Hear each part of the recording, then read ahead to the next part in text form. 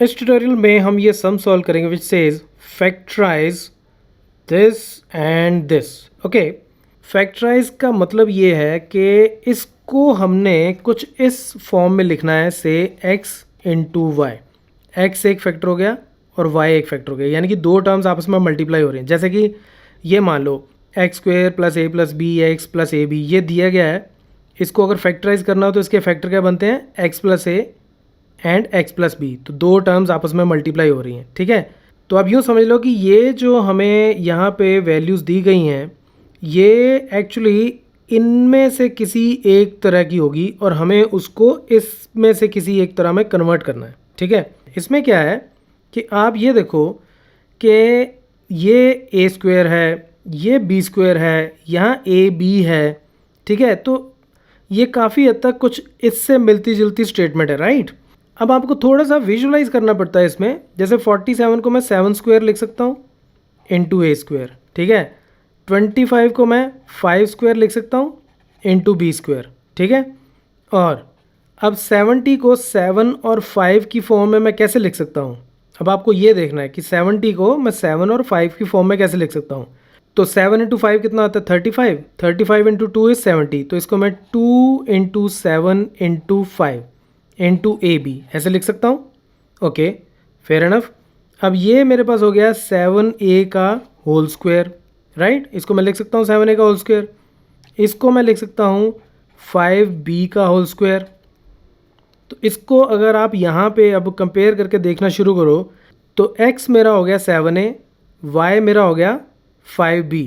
तो इसी फॉर्म में मैं इसको लिख सकता हूँ 2 into 7a into 5b, right. मैं लिख सकता हूँ 7 और a को कंबाइन कर लिया, 5 और b को कंबाइन कर लिया। चारों वैसे ही मल्टीप्लाई हो रहे हैं, पहले करो बाद में करो कोई फ़र्क नहीं पड़ता, लेकिन मैंने इस तरह से पेयरिंग कर ली ताकि 7a अलग आ जाए और 5b अलग। अब ये इस फॉर्म का हो गया x square plus 2xy plus y square. अब इसमें एक तरह से ये मेरा x हो गया और ये मेरा y हो गया।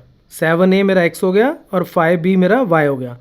तो इसको अब मैं लिख सकता हूँ x plus y whole square.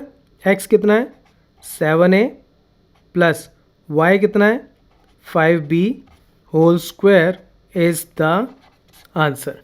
तो बेसिकली अगर आपको फैक्टराइज करना है तो फैक्टराइज करने का मतलब थोड़ा और एक्सप्लेन करके लिखना चाहते हो तो ये हो जाएगा 7a plus 5b into 7a plus 5b, that's your answer.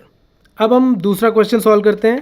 देखो, एक बात तो ऐसा है कि आइडेंटिटीज़ आपको याद हों तो बहुत अच्छा है, ना याद हो तो मैंने स्पेशली इस तरह की आइडेंटिटीज़ को ड्राइव करने का, क्विकली लिखने का आपको मेथड बता रखा है एक वीडियो में, जिसका लिंक मैं टॉप राइट कॉर्नर में दे रहा हूँ, यूजिंग दिस पास्कल ट्रायंगल। तो उसको आप ज़रूर देख लेना।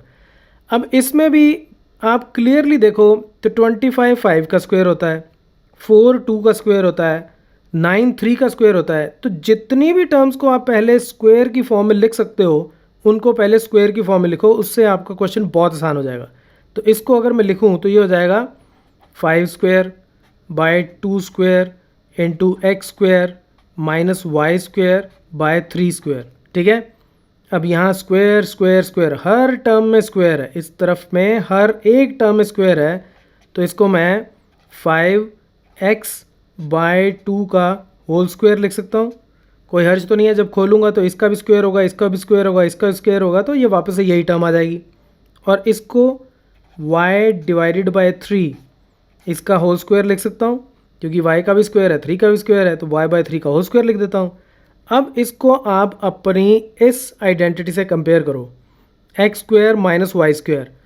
यहाँ पे x की जगह में क्या दिया गया है 5x बाय 2 और y की जगह क्या आ गया y बाय 3, लेकिन ये इसी तरह की आइडेंटिटी है।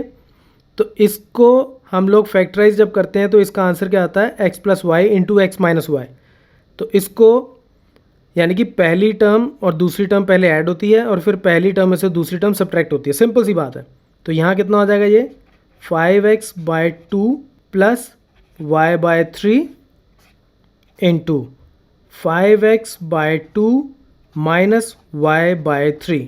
अब फर्दर आप चाहो तो इसको सॉल्व भी कर सकते हो, नहीं तो यहाँ पे भी छोड़ सकते हो, and that's your answer. So that's it from this tutorial. Keep watching math mafia.